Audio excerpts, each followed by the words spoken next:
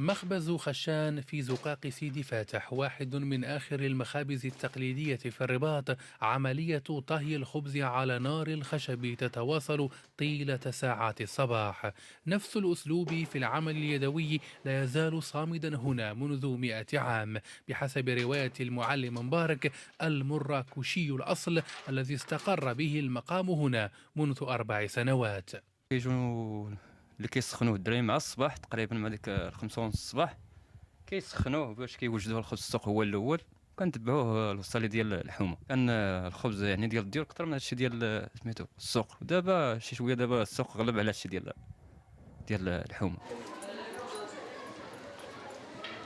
ما تعرف بالرباط القديمة تقاوم مخابزها التقليدية موجات العصرنة وتغير أنماط الحياة.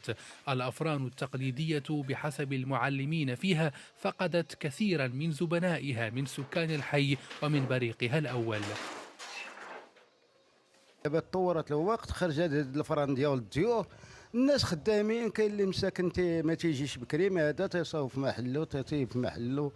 هادشي اللي كان، ولكن الحمد لله على كل حال، اللهم لله الحمد، عايشين فيها بخير وعلى خير.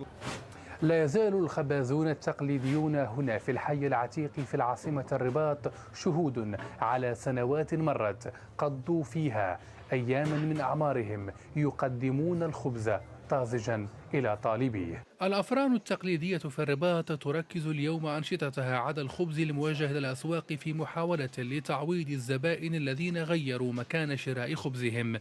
المهم بحسب المعلمين هو استمرار عملية طرح الخبز داخل الفرن طيلة النهار. عادل الزبيري، العربية، الحي العتيق، الرباط.